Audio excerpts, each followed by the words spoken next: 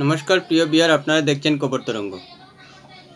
রাহুল গান্ধী নির্বাচনের আগে থেকেই সংবিধান রক্ষার এবং গণতন্ত্র রক্ষার ডাক দিয়েছিলেন এবং সংসদেও এ নিয়ে সংবিধান হাতে নিয়ে রক্ষার ডাক দিয়েছিলেন। সেই সংবিধান রক্ষা নিয়েই এবার তেলেঙ্গানার প্রাক্তন মুখ্যমন্ত্রী কে চন্দ্রশেখর রাও কংগ্রেসের নেতা রাহুল গান্ধীকে কুচা দিয়েছেন। প্রিয় বিয়ার, ভিডিওটি ভালো লাগলে সাবস্ক্রাইব করবেন, এতে আপনার ক্ষতি হবে না। আসলেই ঘটনার সূত্রপাত হলো যে বিআরএসের 6 জন বিধায়ক কংগ্রেসে চলে গিয়েছেন এবং বিধান পরিষদেরও 6 জন বিধায়ক কংগ্রেসে যোগ দিয়েছেন। আর সে নিয়েই এবার কেসিআর, যাকে কে চন্দ্রশেখর রাও বলা হয়, তেলেঙ্গানার প্রাক্তন মুখ্যমন্ত্রী, তিনি রাহুল গান্ধীকে কুচা দিয়েছেন যে যদি আপনি সত্যিকার অর্থেই গণতন্ত্র রক্ষার মসিয়া হতে চান তাহলে আগে আপনি যে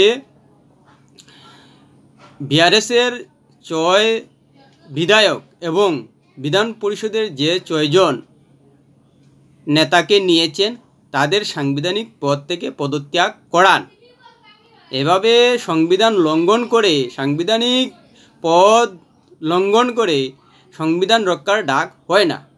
সত্যিই তো রাহুল গান্ধী সংসদে সংবিধান রক্ষার ডাক দিয়েছেন, এমনকি তার হাতে সেই সংবিধান পর্যন্ত ছিল, এমনকি তার সহযোগী ছিল কংগ্রেস সমাজবাদী পার্টির অখিলেশ যাদব।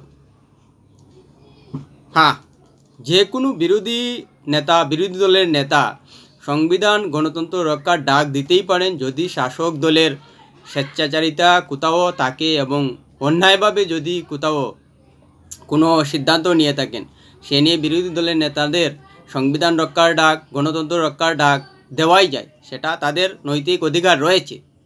এখন যেভাবে কেসিআর রাহুলের বিরুদ্ধে বলেছেন যে বিআরএসের যে কজন নেতা তারা কংগ্রেসে যোগ দিয়ে নিয়েছেন, সেই কয়েকজন নেতার সাংবিধানিক পদ থেকে সরানো উচিত যদি সত্যিকার অর্থেই তারা সংবিধানটাকে রক্ষা করতে চান, গণতন্ত্রটাকে রক্ষা করতে চান। সে যে কোনো নেতা যে কোনো দলে যেতেই পারেন, সেটা তার গণতান্ত্রিক অধিকার, কিন্তু একটি দলের সাংবিধানিক পদে থেকে পদত্যাগ না করে অন্য দলে চলে যাওয়াটা তো কখনোই সংবিধান রক্ষার কাজ হতে পারে না, গণতন্ত্র রক্ষার কাজ হতে পারে না। এ নিয়ে একেবারে সরাসরি রাহুলকে কটাক্ষ করেছেন। এটা কিন্তু যুক্তিসঙ্গত। যদি রাহুল সংবিধান হাতে নিয়ে সংসদে এবং সারা দেশে নির্বাচনী প্রচার না করতেন তাহলে এই কটাক্ষটা ততটুকু রাহুলের গায়ে লাগতো না এবং রাজনৈতিক ক্ষেত্রে ততটুকু রাহুলের গায়ে লাগতো না। যেহেতু তিনি সংবিধান হাতে নিয়ে সারা দেশে প্রচার করেছেন, এমনকি সংসদে পর্যন্ত প্রচার করেছেন, সংসদে পর্যন্ত সরব হয়েছেন, তাই কথাটা রাহুলের গায়ে লাগার কথাই এবং সেটা রাহুলকে মানা উচিত, যেহেতু তিনি সংবিধান রক্ষার ডাক দিয়েছেন। শুধু কংগ্রেস কেন, যদি আমরা আরও বিস্তৃতভাবে দেখব যে পশ্চিমবঙ্গ পর্যন্ত এসব ঘটনা ঘটেছে। মুকুল রায়, কৃষ্ণ কল্যাণী সহ 5-6 জন বিজেপি নেতা যারা সাংবিধানিকভাবে বিধায়ক বিজেপির, তারা কিন্তু পদত্যাগ না করে সরাসরি তৃণমূলে যোগ দিয়েছেন। সেখানে কি গণতন্ত্র বিনষ্ট হচ্ছে না, সংবিধান নষ্ট হচ্ছে না? অথচ দেখুন, তৃণমূল কিন্তু কংগ্রেসের সহযোগী জুটে রয়েছে। তাই বিরোধীরা নিজেরাই সংবিধান রক্ষা করছেন না, সাংবিধানিক মর্যাদার রক্ষা করতে পারছেন না, তারা ডাক দিচ্ছেন সংবিধান রক্ষার। সত্যি বিষয়টা আশ্চর্যজনক না? কেসিআর রাও প্রশ্নটা তুলেছেন। এতদিন কিন্তু কেউ প্রশ্নটা তুলেননি, তাই হাওয়া ছিল না। কিন্তু কেসিআর যেহেতু এবার প্রশ্নটা তুলেছেন যে তারা সাংবিধানিক পদের মর্যাদা রাখছেন না, তারা কিভাবে সংবিধান রক্ষা করবেন, তাই মানুষের ভরসা কোনো অবস্থায় থাকবে না তাদের প্রতি, যারা সাংবিধানিক পদের মর্যাদা দিচ্ছেন না, সাংবিধানিক পদের অমর্যাদা করছেন, তারা কি করে সংবিধান রক্ষা করবেন, গণতন্ত্র রক্ষা করবেন।